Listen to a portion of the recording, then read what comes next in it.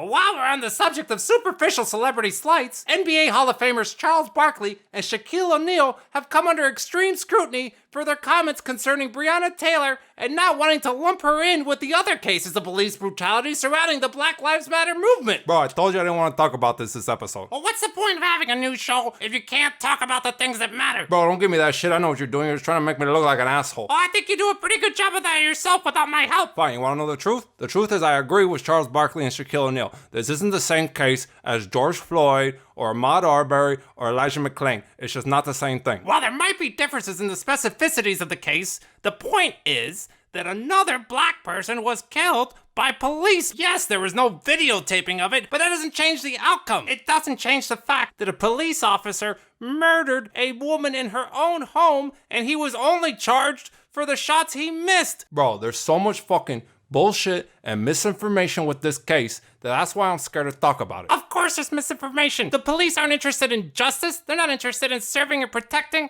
They're just interested in covering their own ass. Former LMPD police officer Brett Hankinson has already been charged with wanton endangerment. It's wanton endangerment, Beans. Whatever, bro. I don't fucking speak Chinese. I'm not a fucking journalist. I'm trying my best, okay? The fact of the matter is, Breonna Taylor should be alive today, okay? I cannot stress that enough. But she was not asleep when she was shot. She was not in her bed when she was shot. What difference does that make, Beans? Bro, you know how much worse it sounds if she was shot while she was asleep in her own bed, okay? And people keep saying that they were at the wrong house. They were at the right house. They had a warrant with her address and her name on it, okay? Well, whether or not they obtained that warrant by legal means is still debatable. Bro, they obtained that warrant through surveillance and police work. There's even a recorded phone call on the day that Breonna Taylor was killed where Jamarcus Glover, her ex-boyfriend, tells his friend to pick up the $14,000 that he gave Breonna Taylor the day before. Obviously, she's still connected to her ex-boyfriend if she holds all his money. You want to say the warrant's debatable? Fine. But what's not debatable is that the police shot second. Breonna Taylor's boyfriend at the time,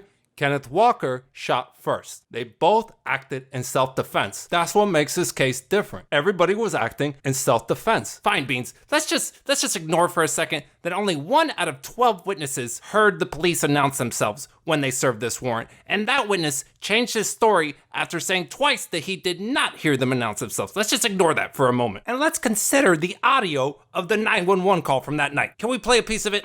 911, Operator Harris, where is your emergency? I don't know what's happening. Somebody kicked in the door inside my girlfriend. Okay, where are you located? I'm at 3003 Springfield Drive, apartment 4.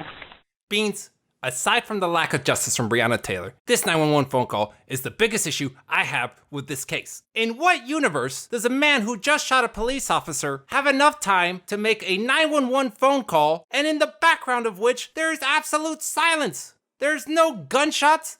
There's no screaming police saying, "Come out with your hands up." And that's not the only person he called. Before calling 911, he called his own mother. And after calling 911, he called Breonna Taylor's mother. How does this call happen? And from where does he call? That's so quiet. Fine, that's a little weird. Beans, this is more than just a little weird. This reeks of conspiracy. You said so yourself, that according to Jamarcus Glover, there should have been $14,000 in cash. Now where is that money, Beans? There is an overwhelming amount of evidence that suggests that this was not a raid, but a robbery.